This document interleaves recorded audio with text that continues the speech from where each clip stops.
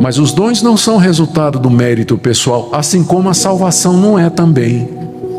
Mas são dádivas de Deus. O que você pode dizer é: Deus, da mesma forma que o Senhor me abençoou com a redenção em Cristo Jesus, abre os meus olhos para que eu veja de que maneira eu posso servir ao teu povo aqui nesse mundo.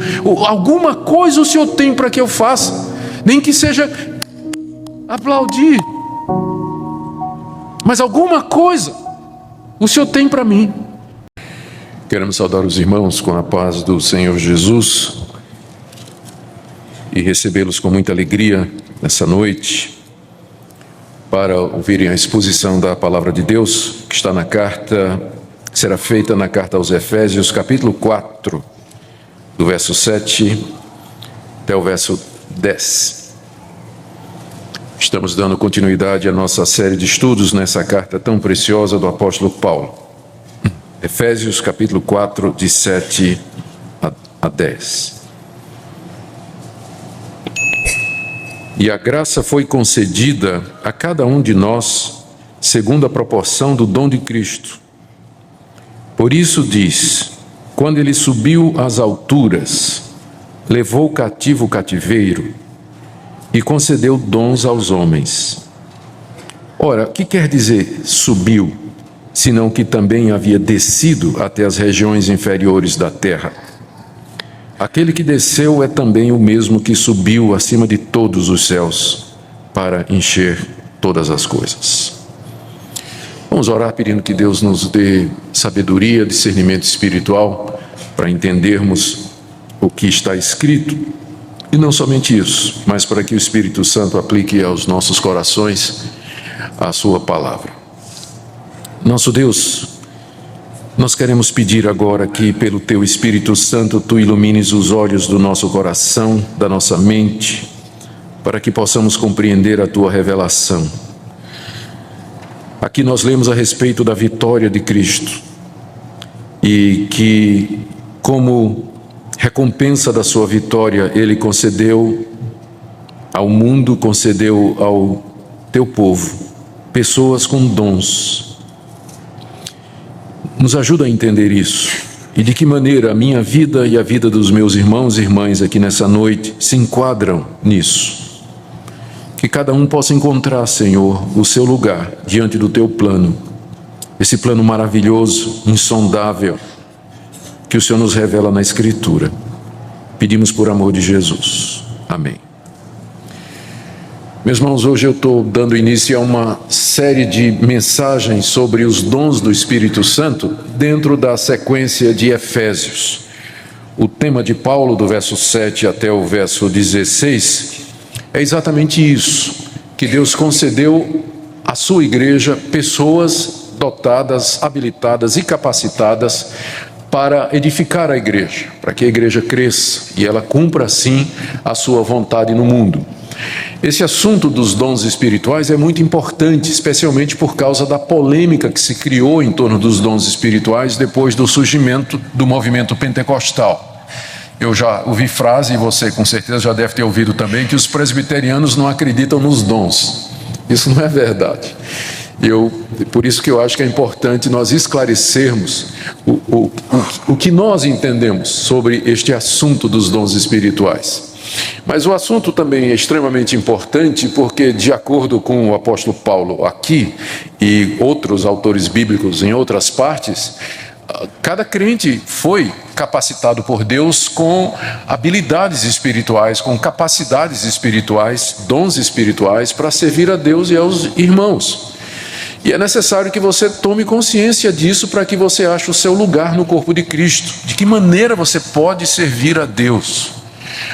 O que é que Deus lhe deu, ou que capacidade, habilidade Deus lhe deu, que você pode empregar para o serviço de Deus, servindo aos outros e servindo a Deus aqui nesse mundo. Por isso que esse assunto é da mais alta importância e nas próximas mensagens na carta aos Efésios nós estaremos nos concentrando a respeito desse assunto que Paulo trata aqui. Mas hoje à noite nós vamos iniciar verificando o que Paulo nos ensina a respeito da origem dos dons espirituais. De onde eles vêm? O que é que são dons espirituais e de que forma eles nos chegam? Aqui nós estamos na parte prática da carta aos Efésios. Paulo havia já falado aqui no capítulo 4, que marca o início dessa parte prática a respeito do andar cristão. Vocês lembram, nós falamos sobre isso nos capítulos 1 e 2, como nós somos ensinados a andar de maneira digna da nossa vocação. Depois Paulo fala sobre a unidade cristã, está aí dos versos 3 a 6, foi a última mensagem que nós pregamos na carta aos Efésios, e agora ele fala sobre o serviço cristão, que é o texto que nós temos diante de nós, que vai do verso 7 até o verso 16, com foco nessa noite apenas até o verso 10.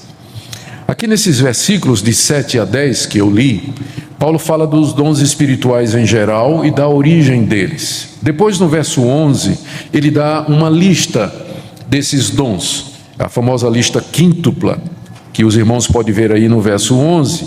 E depois ele explica com que propósito Deus concedeu esses dons espirituais a estas pessoas habilitadas à igreja, que está aí nos versos 12 a 16. Hoje nós vamos ver o que ele nos ensina a respeito dos dons espirituais em geral e da origem desses dons.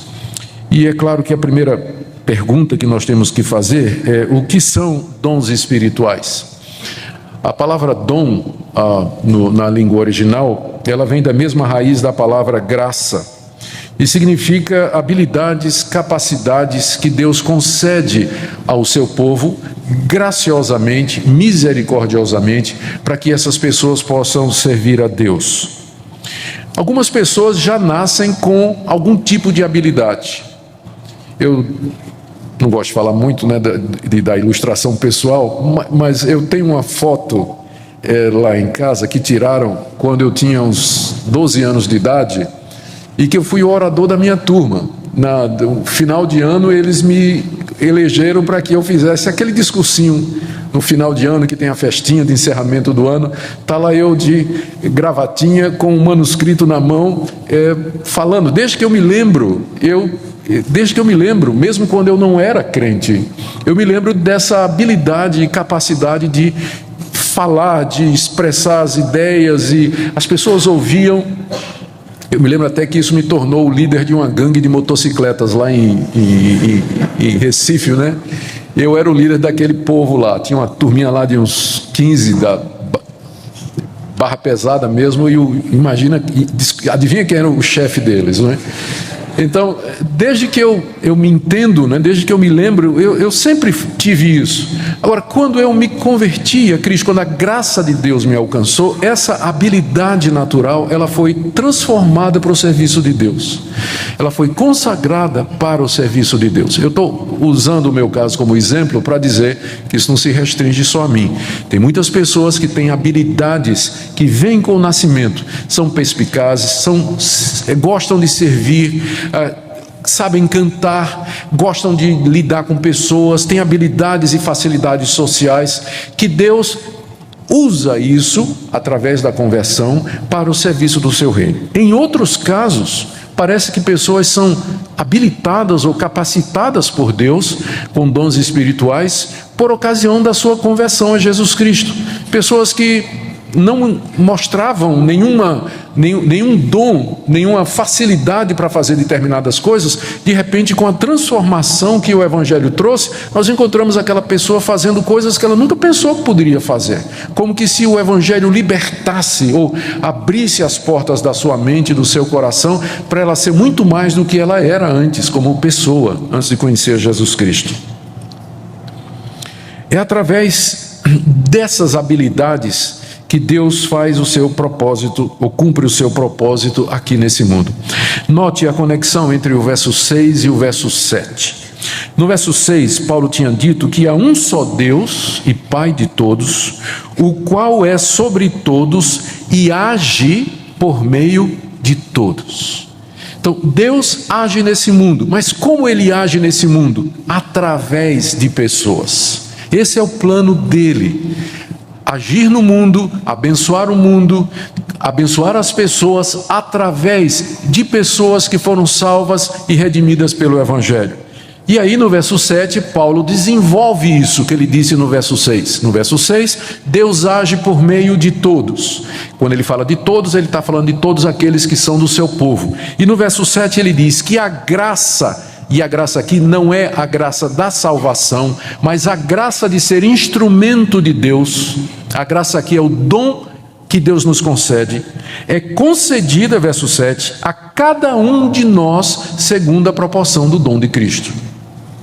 Então, dons espirituais são isso, habilidades, capacidades que Deus nos dá para, através delas, Ele agir no mundo, agir na igreja, edificar o seu povo e cumprir os seus propósitos. Por isso, esses dons são vitais para a existência da igreja, eles são vitais para que essa igreja cumpra o seu propósito. E Deus, através da história, Ele sempre está levantando na sua igreja pessoas que têm habilidades, capacidades diferentes para exercitar, para exercer e cumprir a sua vontade. E com certeza você não está excluído como parte do corpo de Cristo. Paulo nos diz aqui 3 coisas a respeito dos dons espirituais que eu queria ver com os irmãos. A primeira está aí no verso 7, que Cristo concede diferentes dons a diferentes pessoas. Eu repito o verso 7, a graça foi concedida a cada um de nós segundo a proporção do dom de Cristo. A chave aqui para entender é essa expressão de que Deus nos concedeu sua graça, a graça do serviço, de acordo com a proporção do dom de Cristo. Em outras palavras, de acordo com a medida que Cristo achou por bem. Ou seja, Deus não concede essa graça na mesma proporção e da mesma maneira a cada um. Embora todos nós recebamos essa graça de servir, mas isso é de acordo com a medida do dom que Cristo nos dá. Aqui eu me lembro nós podemos lembrar aqui daquela parábola que Jesus contou de um homem que foi um fazendeiro que foi fazer uma longa viagem, chamou lá o seu pessoal e deu a um talento, a outro 2 talentos e a outro 5, ou foi 2, 5 e 10, diferentes quantidades, e disse: trabalhem com isso até que eu volte. A cada um ele deu alguma coisa, mas a um ele deu 2, a outro ele deu 5 e a outro ele deu 10. Então, de acordo com a proporção do dom de Cristo, nós temos recebido da parte de Deus diferentes dons, diferentes talentos para servir. O Novo Testamento tem várias listas dessas habilidades. Eu tentei resumir aqui. E essas listas falam a respeito de apóstolos, profetas, evangelistas, mestres, o dom de contribuir, de liderar, de exercer misericórdia, o dom da fé, o dom de línguas, o dom de milagres, palavra da sabedoria, palavra do conhecimento. São 5 ou 6 listas que nós encontramos no Novo Testamento dessas ferramentas que Deus concede à igreja. É claro, essas listas elas não são exaustivas, não é?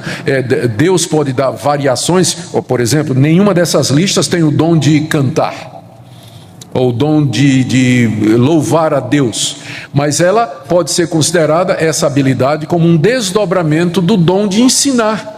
Porque esse é o propósito pelo qual nós cantamos: ensinar as verdades de Deus e proclamar a grandeza de Deus, só que pela música. É uma espécie de subdivisão do dom de ensino. E aí você pode pensar, por exemplo, hoje em dia tem gente que tem uma habilidade fantástica com coisas da internet, parece que já nasce sabendo, sabe mexer com informática, gosta disso, e é uma ferramenta indispensável hoje para a igreja, para o reino de Deus, mas não está listado aqui. Onde será que encaixa? Pode ser uma subdivisão do dom de serviço, ou do dom de ensino também.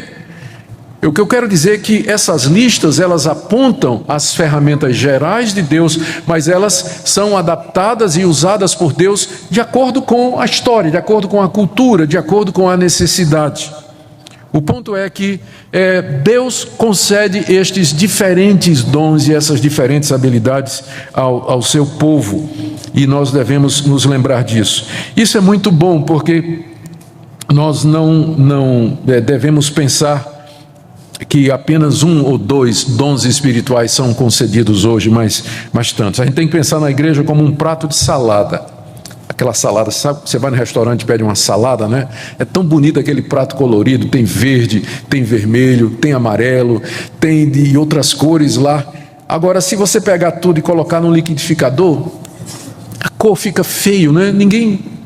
Então, eu gosto de pensar na igreja mais como um prato de salada, com os diferentes dons distintos, separados. Embora para muita gente na igreja tem que ser tudo aquilo batido no liquidificador, uma cor só, aquela coisa homogênea. Não é assim que Deus planejou. Ele concedeu diferentes dons, há diferentes habilidades, pessoas com capacidades distintas umas das outras, de acordo com a medida do dom de Cristo Jesus. Isso aqui é importante para nós lembrarmos dessa variedade, porque nós sempre corremos o risco de enfatizar determinados dons em determinadas épocas em detrimento de outros. Por exemplo, o movimento pentecostal, embora não negue os outros dons, mas costuma enfatizar apenas dons como línguas, curas e profecia. E você sente que não há muito espaço para o dom de mestre de misericórdia, o dom de liderar, o dom da presidência, o dom da palavra da sabedoria. A ênfase acaba sendo num grupo de dons específicos. E nós, que não somos pentecostais, podemos também correr o risco de ir para o outro lado e pensar que o único dom que tem na igreja é o do pastor, de pregar. E ninguém precisa fazer nada. E nessa perspectiva, o pessoal olha para a igreja como se fosse um grande ônibus. Tem gente que pensa que a igreja é assim: um ônibus, você está lá, os membros da igreja são os passageiros, o pastor é o motorista e o tesoureiro é o cobrador. Pronto. Essa é a igreja. Desculpa aí, senhor Hernando. Mas a visão bíblica de igreja é muito mais parecida com um barco a remo. Sabe aqueles barcos de competição que tem um monte de pessoas, cada um pegando no remo? E o pastor está lá na frente dizendo: rema gente, né? Eu não estou remando não, eu estou dizendo: rema, vamos lá. Essa visão do barco está mais próxima da realidade do Novo Testamento do que a visão do ônibus. Às vezes as pessoas pensam em igreja assim: eu estou lá sentadinho, o pastor está dirigindo e pronto, está levando tudo. Não. A ideia é que cada um de nós vai pegar e vai ajudar, vai fazer sua parte. Essa é a visão bíblica. Ele concedeu a cada um de nós a graça segundo a proporção do dom de Cristo. E aqui vem a segunda coisa que nós podemos aprender dessa passagem, é que essa graça ela foi concedida a cada um de nós.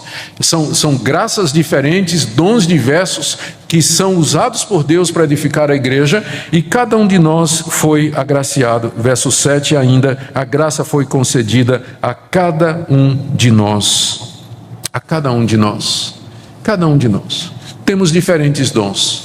Nem todo mundo vai ser um pregador, nem todo mundo vai ser um professor, nem todo mundo vai presidir, nem todo mundo tem a palavra da sabedoria, a palavra do conhecimento, mas com certeza você tem alguma habilidade que Deus lhe deu pelo Espírito Santo para você servir a Deus. No mínimo você pode fazer como aquele menininho, né? Muito entusiasmado, primeiro dia de aula, foi para a classe animado, querendo e dizendo assim: mamãe, hoje eu vou cantar, eu sei que hoje eles vão me escolher para eu cantar lá no coro da escola, no coro da classe. E foi e ficou, não é? E quando voltou, a mãe perguntou, o menino feliz da vida, e a mãe perguntou: e aí, filho, eles colocaram você para cantar? Não, mãe, eles disseram que eu não tinha um dom não, mas disseram que eu tinha um dom de ficar sentado e aplaudir, né? Então, no mínimo, você vai poder dizer isso, né? Que você pode não ter esses dons que aparecem, mas com certeza de encorajamento, de uma palavra boa. Deus tem dado a você alguma habilidade para que você sirva ao reino de Deus. E é isso que faz a igreja uma comunidade tão especial. Ninguém na igreja é inútil. E todos os dons são importantes. Nós precisamos de todos. Todos podem servir, todos podem se envolver no reino de Deus. Agora vamos para o terceiro ponto, e que é o ponto central aqui da passagem, é a origem dos dons. Deixe-me ler, no verso 8, Paulo diz: depois de dizer que a graça foi dada a cada um de nós segundo a proporção do dom de Cristo, Paulo diz: por isso, diz, Ele está se referindo aqui ao Salmo 68, verso 18, que nós lemos na nossa liturgia. Quando ele subiu às alturas, levou cativo o cativeiro e concedeu dons aos homens. Ora, o que quer dizer subiu, senão que também havia descido até as regiões inferiores da terra?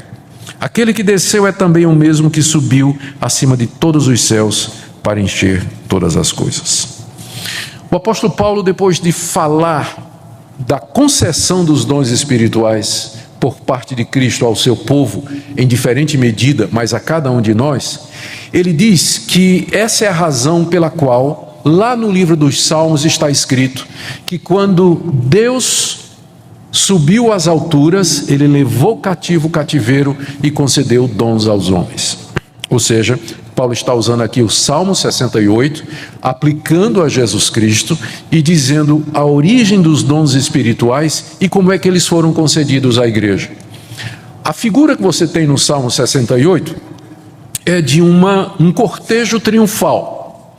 Deus saindo do Egito, liderando o seu povo pelo deserto e subindo até o Monte Sinai, onde ele aparece com glória e dá aos homens as suas dádivas, faz aliança com o seu povo, faz promessas.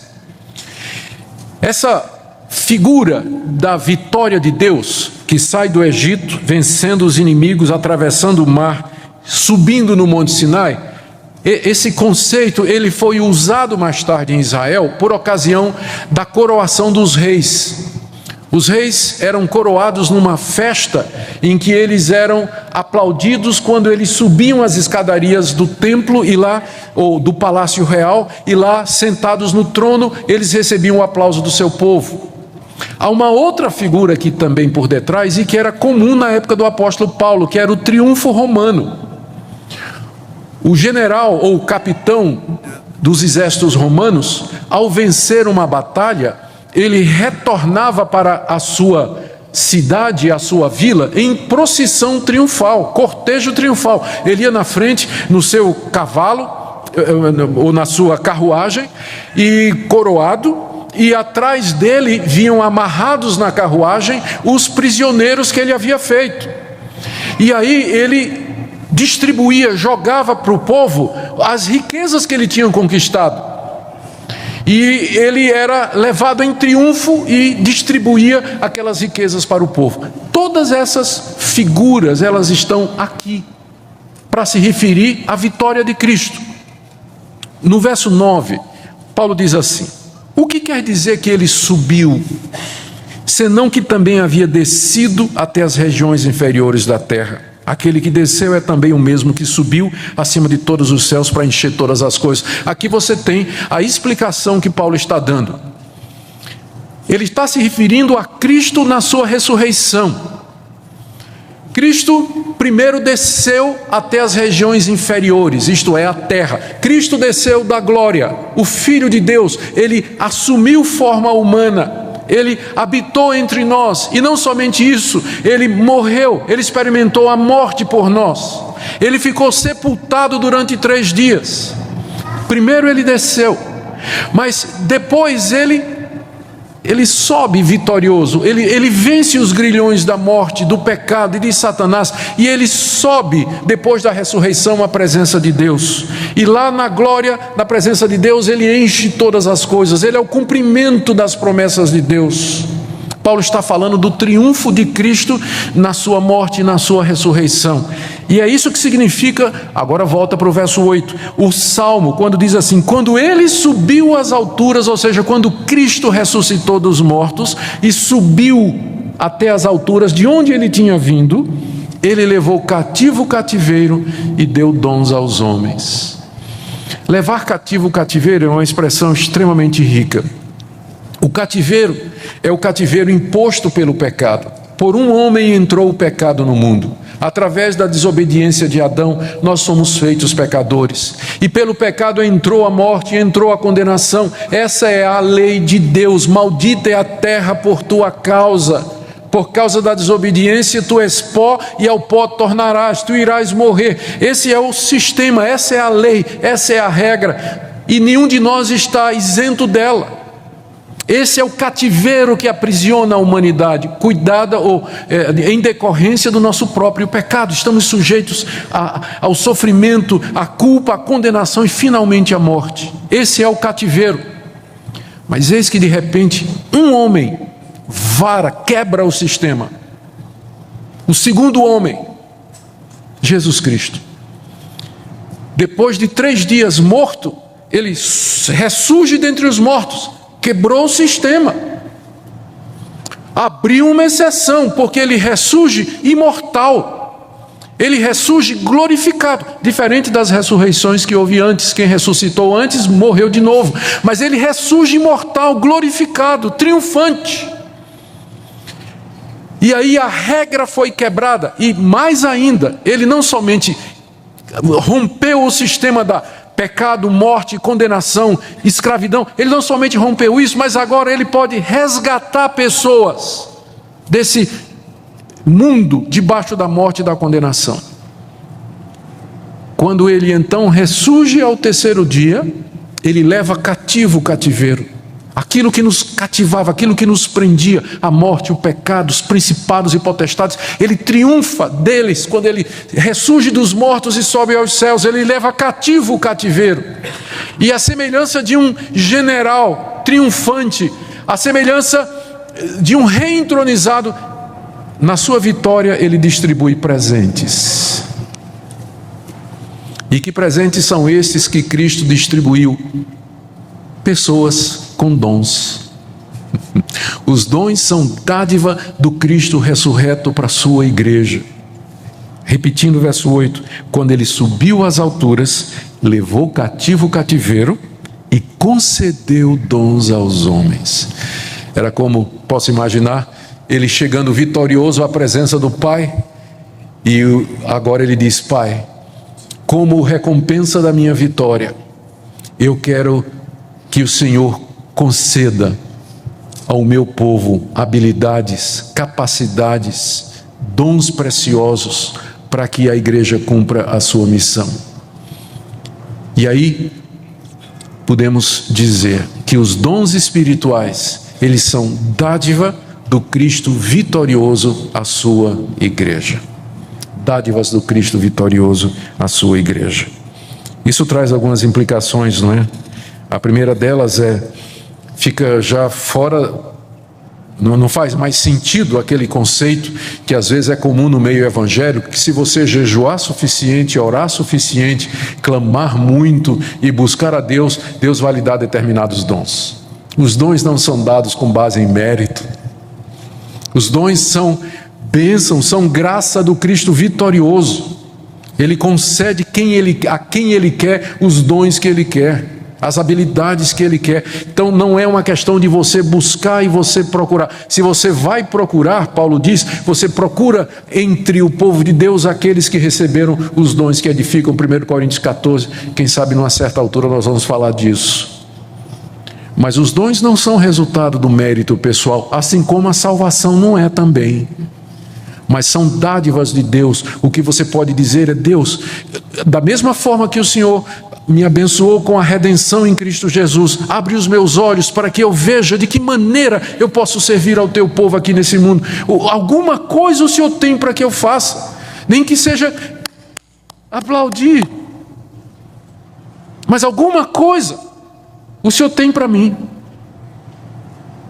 porque eles já foram concedidos. No dia de Pentecostes, quando o Espírito Santo veio sobre o povo de Deus, Ele veio para estar conosco, e com Ele os dons espirituais também. Individualmente, quando nós nos convertemos, nós recebemos ou novas capacidades, ou nós temos aquelas capacidades já existentes, santificadas. O que nós precisamos é, de fato, pedir que Deus nos mostre e nos revele aquilo que Ele já nos deu. Queridos, vamos terminar com algumas aplicações do que vimos aqui. A primeira delas é, com certeza, Deus nunca parou de conceder dons à sua igreja. Quando o pessoal diz assim, os presbiterianos não acreditam nos dons, é preciso qualificar um pouquinho isso aí. Eu creio plenamente que Deus concede dons ao seu povo Claro, os dons espirituais são necessários para a manutenção da igreja, para que a igreja ande, para que a igreja seja edificada, para que ela cumpra a sua missão aqui nesse mundo. Nós precisamos do envolvimento de cada pessoa em alguma área. Claro que Deus concede dons espirituais nos dias de hoje. Segunda coisa que nós precisamos, que nós podemos tirar daqui, é que os dons, como eu já disse, eles são dádivas do Cristo vitorioso. Ele já venceu, já surgiu dos mortos, ressurgiu dos mortos. Ele levou cativo o nosso cativeiro, e não somente isso, mas ele concedeu ao seu povo pessoas com habilidades para que o seu povo possa progredir. E a grande pergunta então é: onde você se encaixa nisso?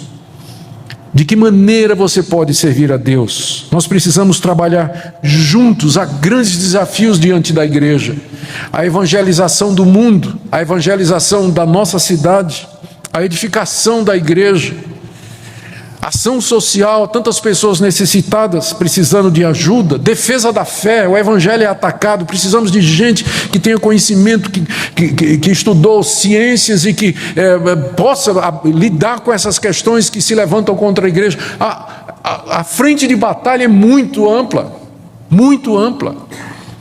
E onde você pode servir a Deus? Por isso, nessa noite eu queria fazer um apelo para que você consagrasse sua vida a Deus totalmente e dissesse: Senhor, talvez até o dia de hoje eu tenho visto a igreja apenas como um local onde eu vou receber alguma coisa, mas além disso, além de ser um local onde eu sou alimentado, mas eu gostaria também de contribuir, de participar, de me engajar e de te servir de acordo com os dons que o Senhor me deu. E, portanto, se disponha ao serviço de Deus e peça a Ele oportunidades, que Ele mostre que você pode fazer. Se você não está vendo nenhuma oportunidade, nada que você pode saber, crie uma. Converse conosco. Diz: olha, eu quero servir a Deus, eu quero fazer alguma coisa. E pode ter certeza que trabalho não falta. Pode ter certeza que trabalho não falta. E como nós precisamos de gente, coloque-se debaixo do ministério da palavra de Deus e da orientação do Espírito Santo, para que Ele possa guiá-lo no serviço a Ele. O nosso Cristo já venceu. Ele está sentado à direita do Pai. Ele já derramou sobre nós o seu Espírito Santo, e com o Espírito Santo os dons espirituais. Que você nessa noite possa refletir sobre isso, pensar sobre isso, consagrar sua vida e dizer: Deus, eu quero te servir. Me mostra de que maneira eu posso participar do teu reino e do teu povo aqui nesse mundo. Baixe nossos conteúdos gratuitamente. Acesse o canal pelo link na descrição.